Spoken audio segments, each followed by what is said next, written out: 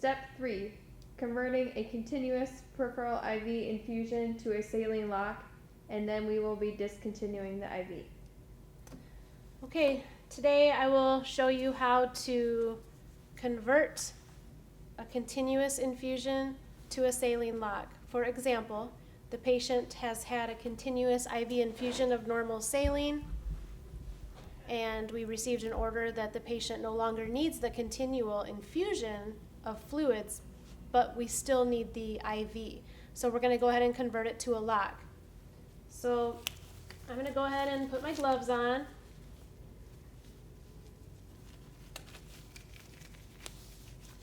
And what I need is my syringe of saline. According to my MAR, I'm going to flush it with 2 mLs. I need an alcohol swab. And I already have my tape there. So again, before I do anything, I'm assessing this. I've washed my hands, I've put my gloves on, I've identified my patient, I've provided privacy, I've explained the procedure. The IV site looks good. The patient is not complaining of any pain or tenderness. So I'm going to go ahead, and the first thing you do is you turn the roller clamp to off.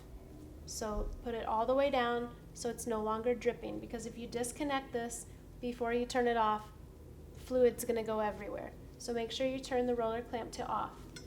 And then you're just going to go up to the location where they connect, and you're just going to disconnect this. And you're just going to set that over to the side because we don't need that anymore. And now I'm going to flush my IV. So first I'm going to clean this for 15 seconds.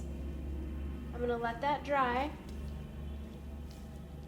I'm going to open my saline flush. I'm going to get the air out.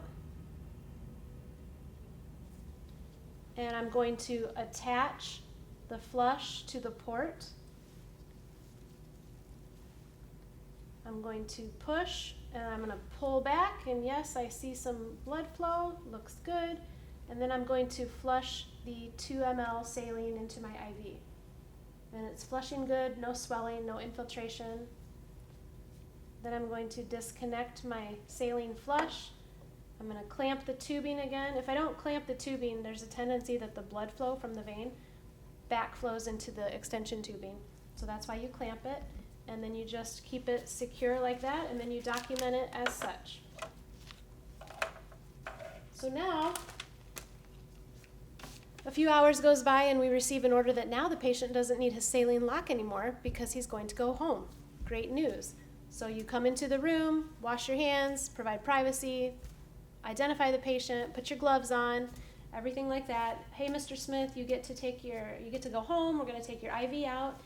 I can't express enough how many times you want to verify the order.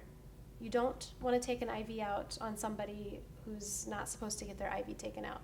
Granted, that holds true for any medical procedure, but especially an IV. If you take the IV out on the wrong patient, it's just very bad news. So for this procedure, you're going to need a 2x2 gauze pad, and you're going to need some tape. So you're going to open a piece of tape and just put that within reach. Okay, Mr. Smith, we're going to go ahead and take your catheter out, your IV catheter here. So you want to just start to peel the tegaderm off really slowly, depending on the patient's age and the fragility of their skin. You want to use counter traction and just secure the hub while you're pulling the tegaderm towards the insertion area. And then you're also going to want to take this tape off of the patient as well. And once again, just be really careful while you're pulling the tape off. Once you get the tape off, you're going to get your 2x2, and then you're going to hold pressure there, and you're going to pull the catheter out in the same angle that it was inserted. Once you pull it out, you immediately want to look at it and assess the cath tip to make sure that it's intact, and then you want to document that as such. And then you would dispose of this in the sharps container. So you want to apply pressure to the area that you just removed the catheter from, a minute or two, depending on if the patient is on any anticoagulants, which you would have asked them before. If they are, they might bleed. It might take them longer to stop bleeding. So you apply pressure, you just assess it, and then you put the tape over it, and then you're good to go. And then you have removed your IV. This ends step 3.